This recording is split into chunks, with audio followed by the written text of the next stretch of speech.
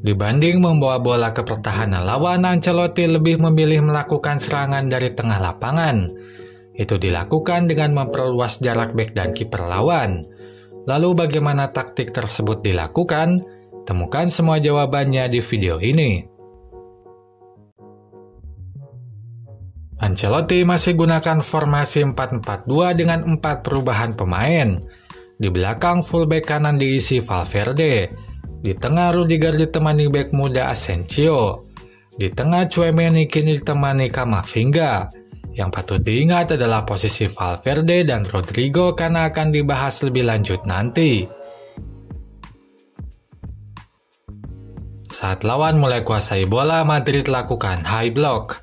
Mereka tampak menekan sejak awal. Terlihat Vini, Diaz, dan Camavinga ada di pertahanan lawan menekan pemain Atletico.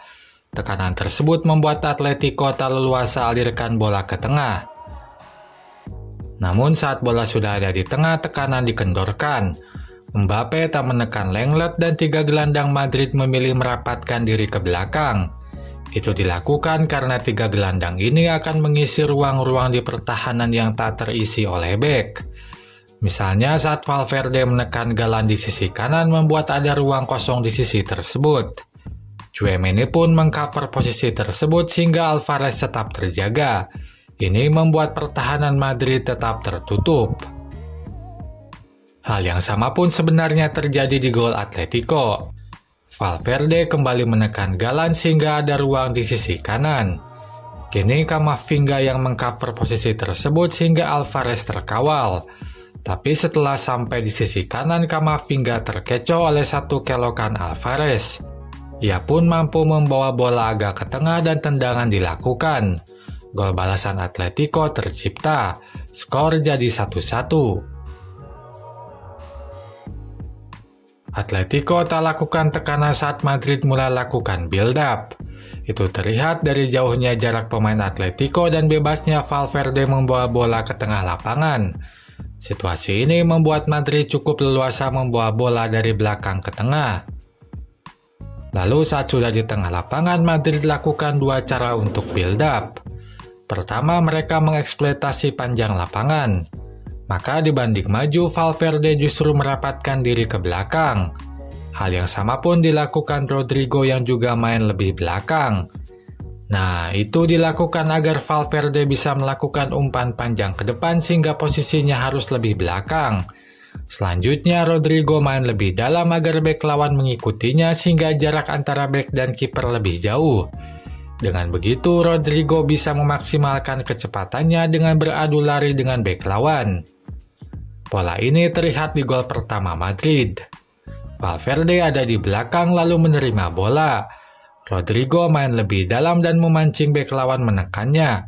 Sesaat kemudian, tanpa diduga, Valverde lakukan umpan jauh ke Rodrigo. Rodrigo pun beradu lari dan berhasil lebih dulu menggapai bola. Kemudian ia bawa bola ke tengah dan cetak gol. Kedua build-up dilakukan Madrid dengan membawa bola ke pertahanan lawan. Ini dilakukan dengan memposisikan Rodrigo dan Vini melebar di sisi lapangan. Situasi ini membuat fullback lawan terbawa menekan mereka sehingga ada ruang di antara para bek. Pada cuplikan ini terlihat Valverde mencoba masuk ke ruang kosong tersebut, tapi ia tidak bebas karena dikawal oleh Lino. Namun pada gol kedua hal berbeda terjadi. Adanya 3 pemain di sisi lapangan membuat penjagaan lebih sulit. Di sini Vini dikawal Llorente, Mendy dijaga Simeone, dan Diaz dikawal De Paul. Tapi saat bola diumpankan ke dia, Simeone malah ikut menjaga dia sehingga Mendy masuk ke pertahanan tanpa penjagaan. Setelah itu, Vini umpankan bola ke Mendy. Mendy menerima bola lalu lakukan umpan 1-2 dengan Diaz di sisi kanan pertahanan. Diaz pun kini menguasai bola di sisi kotak penalti. Kemudian Diaz dihadang Gimenez. Tapi ia bisa mengecohnya dan lakukan tendangan yang jadi gol kedua Madrid. Itu saja pembahasan di video ini. Bagi yang ingin juga memberikan saweran, linknya saya simpan di deskripsi. Selanjutnya silakan like dan komen di kolom komentar. Jangan lupa subscribe untuk dapatkan update terbaru dari channel ini. Sampai jumpa lagi di video selanjutnya.